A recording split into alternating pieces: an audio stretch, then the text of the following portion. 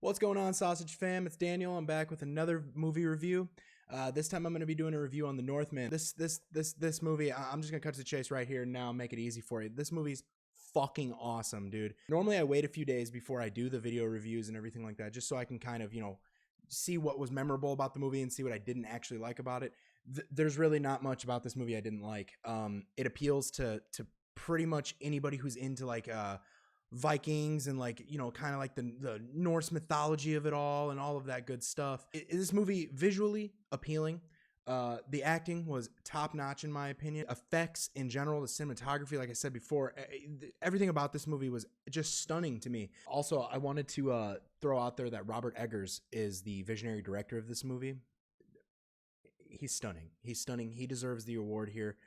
If anybody deserves like any type of award, it's him first because of just how beautiful he made this movie look and the direction that he put this movie in.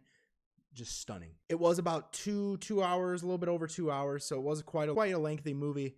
But honestly, dude, this movie got my nipples so hard just from the trailers, and I had a feeling that this movie was going to be the kind of movie that's kind of thrown under the radar a little bit. I thought people probably wouldn't be like as jumpy to go and see it as somebody like myself would be.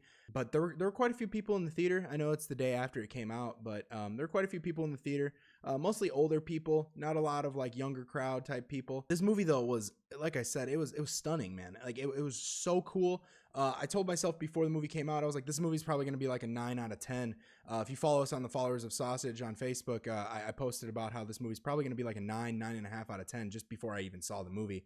And that might be a little biased, but to be honest with you, like I went into it expecting a lot, and it fulfilled almost every single aspect of those expectations. Now, just to get the negative part of this movie out of the way, I'd say the only downside of this movie is it's a little slow sometimes. There's moments where it kind of, it escalates and then it kind of slows down a little bit, and there's a lot of development. Those moments though are it's not very often that happens, and that's really my only gripe with the movie. Other than that though, I all the good things about this movie, this video is not long enough for me to tell you all the great things about it. I'm not going to spoil anything, but Alex Skarsgård, or I might be butchering his name, but he's the main character in this movie.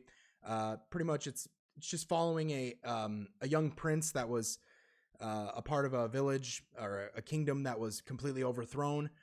He gets away. Everybody thinks he's dead. It's your typical Lion King type of story where bad guy comes in, overtakes throne, kills dad.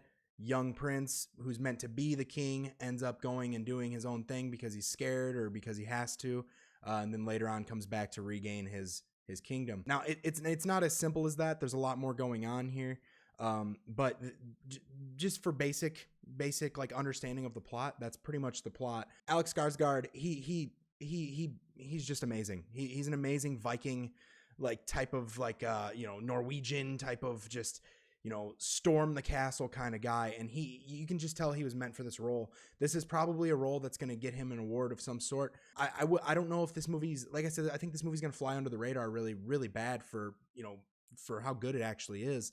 It's gonna be very underrated, I feel like, but I could be wrong. This is only the second day it's been out, but it might have some traction gathering up. But I have a feeling it's gonna make enough money, but it's not gonna be a movie that people are gonna really. If I come up to you in a year and I'm like, hey, have you seen The Northman? They're gonna be like, I don't know what the fuck that is. But this movie is something that everybody I think needs to see, not just for the story of it all, but just for like the mythology of it all, and like the just the visuals in general are just absolutely stunning. Majority of the movie, I'm not too sure if they filmed it in Iceland or what, but majority of the movie takes place in Iceland.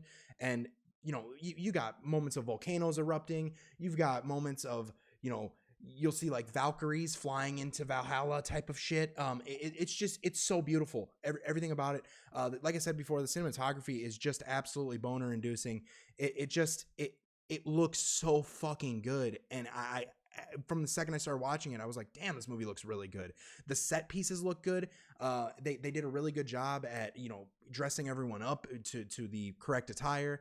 All the swords and shields and axes and just all the crazy raiding boats and the raiding parties that they have in the movie are very cool. Again, I can't give enough credit to the cast. Like the cast, you got Alex Skarsgård, who's, if a lot of you might recognize him from True Blood. I didn't really watch True Blood a lot, but when I did watch it, I liked him the most. He's a hunk of a man, dude.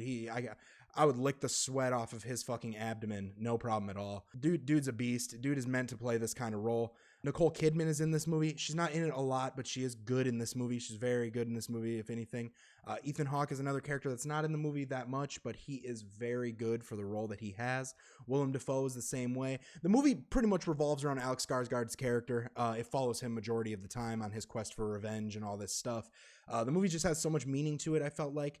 It definitely was a movie that I walked out of and I said, man, I could watch that again and get way more out of it than I did the first time. And that's good. You know, being able to watch a movie a second time really helps out. And I can't wait to watch this movie again. I really cannot wait. Anna Taylor-Johnson is also in this. Anna Taylor-Joy is her name, actually. I don't know why I'm thinking of Aaron Taylor-Johnson right now, but I always confuse the two's names. She's really good. She's pretty much like the love interest of Alex Skarsgård's character in this movie. She's fantastic. You know, there's not much to say about the cast when it comes to like anything bad. Like they were just all fantastic.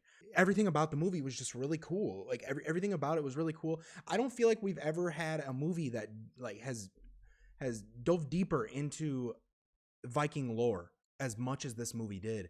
I think it's something that we should have had a long time ago, but like the fact that we're getting it now, and it's just so good. It's just so visually appealing. It's so just fun to watch. It's just a cool movie because there's moments where it is slow, like I said, but then it escalates and you're like, holy shit, what is going on? And that makes the movie just absolutely awesome because it's a heart pounder sometimes. And there's nothing wrong with that. There really isn't, especially because the movie is focused on like Vikings and shit like that. So like it's focused on, you know, a fucking guy who's just filled with rage, and Alex Skarsgård just portrays it so well. Again, I can't say enough about the cast. I can't say enough about the cinematography of the movie. The story was really cool. It was really easy to follow. If you're paying enough attention, at least it was really easy to follow. Again, it is a couple hours long, but I felt like it could have been longer. And I don't say that too often. I normally say that they could cut stuff out. I think everything in this movie was pretty necessary. There wasn't really anything that I didn't like about the movie. I wish there was a little more action sometimes, but it was more realistic action than it was anything. There wasn't a lot of crazy choreography when it came to like the fighting and stuff like that, and it didn't need to be, because honestly a lot of movies try to drag out these fight scenes. They try to drag them out and drag them out and drag them out.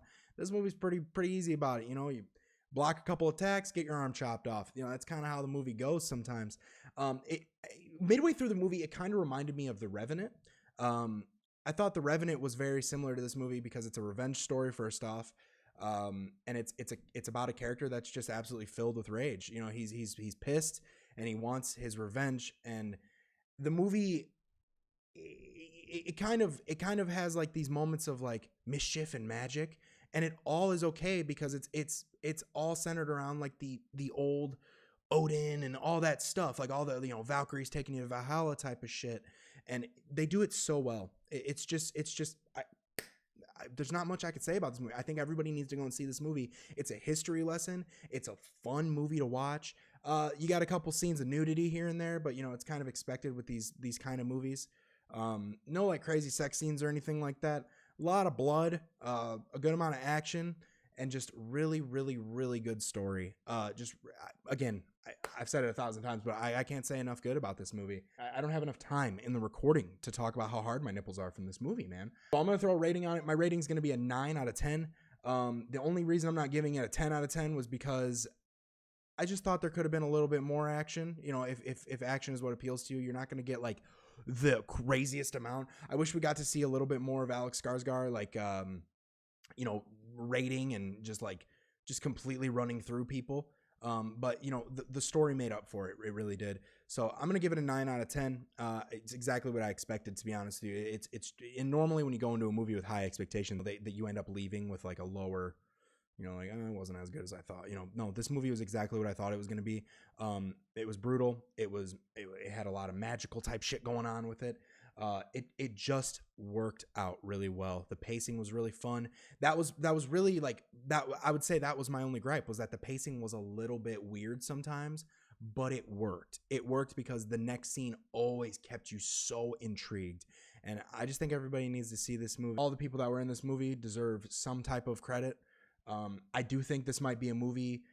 I hate movies that come out so early in the year because I feel like they don't really get the respect that they deserve at the end of the year when like the awards start up and everything like that. But I think this movie should be Oscar nominated in some way, whether it's for the visuals or if it's for just Alex Skarsgård's leading role. I think somebody deserves some type of credit for this movie in the form of an award of some sort. So with that being said, I'm going to end that review right here. I'm just going to really quick let you guys know how much I appreciate you all. The Followers of Sausage has hit over 160 followers now, and that's a lot of fucking people, man. That's a lot of people that are interested in what I have to say and what others have to say in the group. And I really do appreciate everybody that's been a part of it. Everybody on my YouTube channel, I appreciate you guys watching these videos. Your views do not go unnoticed, even if it's less than 50 views. I just really appreciate the people that are watching and that are giving me feedback, because I really do appreciate feedback. But with that being said, make sure you go and subscribe to the YouTube channel. Go follow Followers of Sausage on Facebook. Go ahead and search up my TikTok. I got a lot of cool clips on there for everybody. Just fun little goofy things in games and stuff like that. Other than that, though, I'm going to wrap this up. I appreciate you guys watching. Go and watch this fucking movie, man. Go and watch this movie. Do it!